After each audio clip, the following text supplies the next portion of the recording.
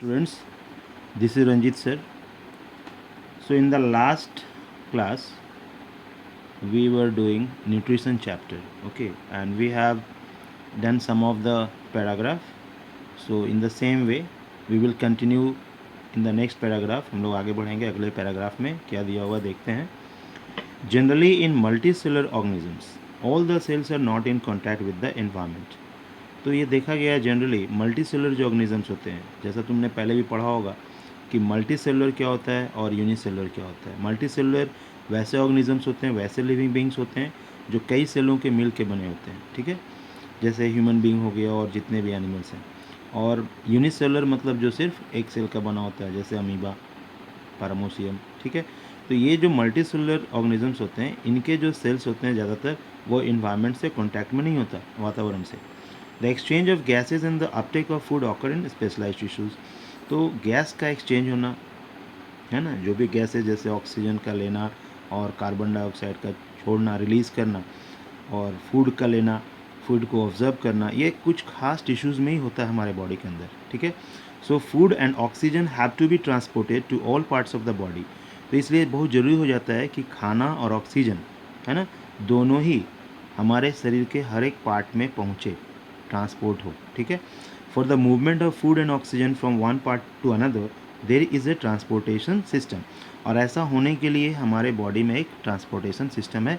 In fact जितने भी multi cellular organisms हैं सभी के बॉडी में इस तरह का ट्रांसपोर्टेशन सिस्टम है, ठीक है.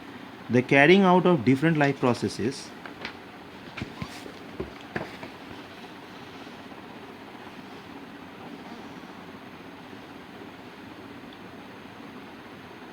involves metabolism, chemical reaction in organisms. Metabolism का मतलब क्या होता है?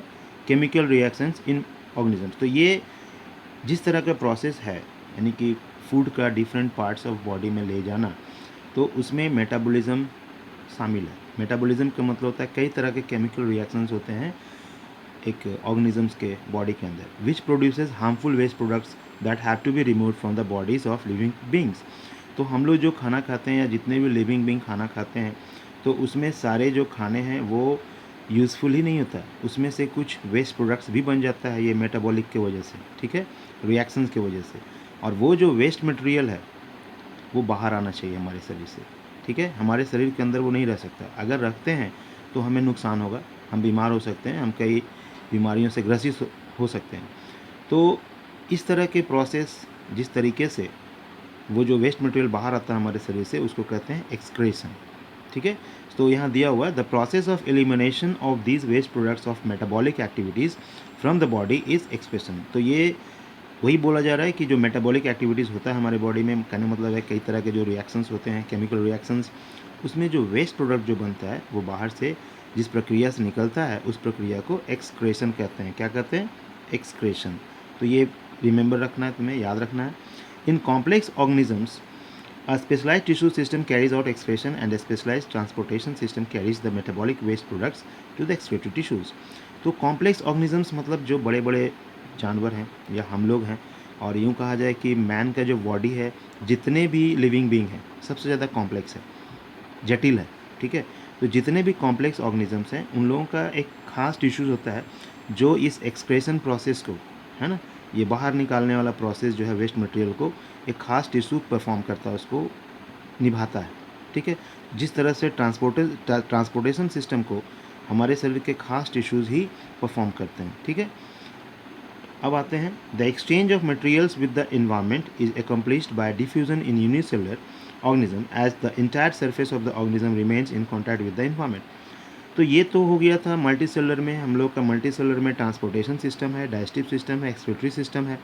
लेकिन जो यूनिसेलुलर ऑर्गेनिज्म है जैसे कि अमीबा या पैरामोशियम, वे लोग कैसे अपने बॉडी पार्ट्स में खाने को या ऑक्सीजन को या दूसरे मटेरियल्स को पहुंचाते हैं. तो वे लोग क्योंकि इन्वायरमेंट से कनेक्टेड रहते हैं इसलिए वहाँ पर जो प्रोसेस होता है उसके बॉडी में डिफ्यूज़न होता है. डिफ्यूज़न प्रोसेस से वो अपने बॉडी पार्ट्स में जो भी फूड मटेरियल से पहुंचाते हैं, ठीक है. Living things also respond to changes in the environment in a particular manner. जितने भी लिविंग बींग्स हैं वो इन्वायरमेंट में होने वाले किसी भी चेंजेस के अनुसार क्या करता है? रेस्पॉन्ड करता है, यानी प्रक्रिया करता है. ठीक है। They produce new individual similar to themselves by process called reproduction. तो जितने भी लिविंग बींग हैं अपने तरह के जीव को जन्म देते हैं, है ना, जिसको कहते हैं रिप्रोडक्शन। इस प्रोसेस को क्या कहते हैं? Reproduction. They have a definite life cycle of birth, growth, reproduction and death. और जैसा कि हम लोग आगे भी पढ़े थे पिछले क्लास में 9th में कि जितने भी लिविंग बींग हैं जो बच्चे को बर्थ दे रहे हों तो उसका एक खास लाइफ साइकिल होता है, एक पीरियड होता है, ग्रोथ का भी एक पीरियड होता है, रिप्रोडक्शन का भी एक पीरियड होता है, टाइम होता है, और फिर डेथ हो जाता है, ठीक है, उसका भी एक पीरियड होता है।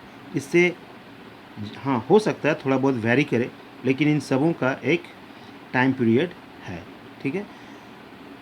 Okay, again I will continue to the next para in couple of minutes.